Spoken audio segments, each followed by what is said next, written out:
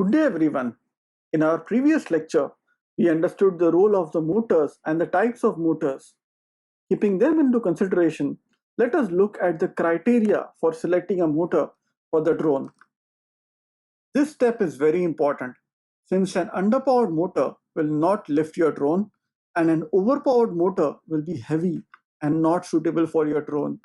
So I request all students to please go through this lecture very carefully and understand the selection criteria of motors. Let's begin with that from our next slide.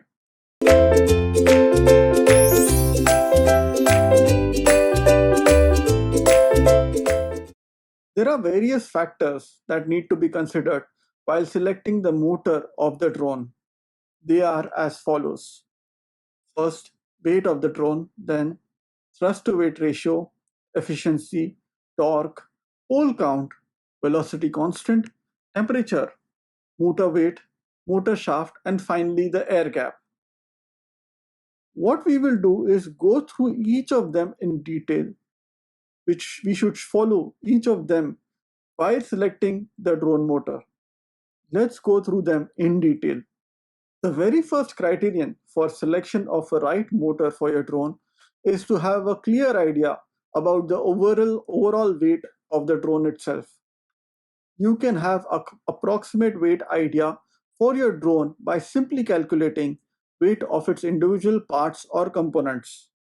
But note that the list must include all parts like payload, if you're connecting gimbals and camera, battery, motors, wires, PDB, flight controller, and frame of the device. Once you know the overall size of the frame, then it can help you to determine the right propeller size and the motor size. Whereas the idea about size and weight of propellers will help users to know about the overall thrust of the motor that they will need for perfect lifting of drone during flights. Your decision will help to maintain speed of drone in air, and this weight will also contribute in flight time adjustments. For example, if you plan to accommodate 1 kg of flying weight, you will be looking to you will be able to looking for a total thrust of 2 kg, and that is 500 gram per motor for a quadcopter. A general rule is that you should be able to provide twice as much thrust than the weight of the quadcopter. As a general rule, you want a 2:1 thrust to weight ratio for a standard quadcopter and 3:1 or higher for something more acrobatic or heavy lifting. 1.5:1 has been known to fly, but I wouldn't rely on 1.5:1. When selecting motors, there usually are specifications that come with the motor, either provided by the seller or manufacturer. You should be able to find information about the power, thrust, RPM, etc. because these are very important to understand while selecting the motor. The next criterion is thrust to weight ratio. As discussed earlier, in most cases, you should plan for a 2:1 thrust to weight ratio to allow your drone to hover at just half throttle. The higher the thrust to weight ratio, the easier it is to control your drone in elaborate acrobatics. Do you know the golden rule for selection of drone motor? It must allow your drone to hover in the midair with half throttle. This is the rule that you need to keep in mind. It clearly means that your selected motor must be capable enough to produce about 50% higher thrust as compared to the multirotor. This is very essential parameter as it means your motor is going to have additional thrust to keep your drone safe during windy weather or at the time of flight maneuvers. Let us consider a situation. Suppose your drone has an overall weight of 650 grams. Then we need to pick a motor that can generate at least twice amount of thrust. Means thrust must range somewhere around 1360 grams, where each motor must be capable enough to produce 340 grams thrust. And in case if they are able to produce higher thrust than this rated value, your drone will naturally become able to move with much faster speed. The formula used for calculation of motor efficiency is thrust upon power. used in watts. Its overall unit becomes G upon W. Now, if you have higher value of G upon W rating, that means your motor is more efficient and it will assist drone in longer flights. Professional recommends choosing a motor that has an efficiency value near about 7 or above this. There are chances that a motor could be efficient with its low throttle range. In that case, they will lose efficiency with increasing current at high range, higher limits. When you connect motors having low efficiency to your drone unit, then you have to make lots of compromise for flight time as well as energy. It will also cause voltage sags for your batteries. Never forget to check thrust is to current ratio while buying new motor for your drone. With less efficient motors, not only you are wasting a lot of power, you also get a smaller thrust on full throttle. Most important, because the motor runs so inefficient, the response time suffers. It will take the motor more time to change RPM, and this will influence the stability of your quadcopter, and the quadcopter will be less stable. Quality and brand is also important. You should research what other experienced pilots use and buy the same or similar equipment. Personally, I prefer this approach because it doesn't require an understanding of the physics involved, and I know the solution is proven. The torque range helps to define the ability of a motor to shift between RPM values. This change ultimately decides responsiveness of drone in air. If your motor has high torque value, then it will naturally lead to snappy response as RPM will accept faster changes. It will also lead to less propeller downwash. If you have high torque value for your motor, then it means it is capable enough to run much heavier props, but will also suck more current. In case, if you try for a heavier propeller on a low torque type motor, it will not be able to achieve the desired RPM value or will not be able to generate enough torque for spinning. Ultimately, it will end up making lower thrust while drawing lower current from the system. However, there is one disadvantage of connecting high torque type motors. That is, it generates more oscillations and they cannot be tuned so easily. Note that high torque type motors are able to generate faster response rate, so users can move between different RPM rating easily and efficiently. It may also amplify error and cause oscillations even at yaw axis. Next important consideration is the motor pole count. You will generally find two options for this. First one, if quadcopter motors that have higher pole count, these type of motors are able to produce greater torque value, but at the same time it will demand more voltage for operation. Note that these motors are able to produce lower RPM. Professionals suggest choosing larger blades for such motors.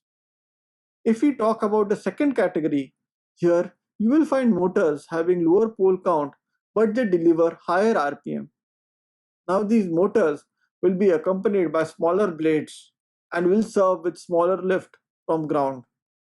If you want to get rid of additional gearbox, then it is essential to start with higher pole count. A typical 22XX or 23XX motor will have 12 poles and 14 magnets. This number will be denoted something like 12P14N. The poles are present on the stator and the permanent magnets are found on the rotor of the motor. The velocity constant Kv determines how many rotations a motor can make within a minute without a load and at a constant current of 1 volt. Theoretically, Kv represents the speed at which the motor rotates for every volt applied to the motor. For example, if a motor is 2300 kV with a 3S quadcopter battery motor applied to its ends, then the motor will spin at 2600 into 12.6 is equal to 32,760 32,760 RPM revolutions per minute. without propellers. The RPM decreases gradually because of air resistance. Theoretically, kV represents the speed at which the motor rotates for every volt applied to the motor. Higher the kV means lower resistance and higher current draw and lower efficiencies. Lower kV means higher resistance and lower current draw and considerably better efficiencies. If you're starting out somewhere around 2300 to 2400 kV, would be desirable. For example, if a motor is rated at 2300 kV with a 3 years battery voltage applied to it, then the motor will spin at 2300 into 12.6 is equal to 28,980 rpm without the propellers, and it is the maximum rpm it can attain at no load.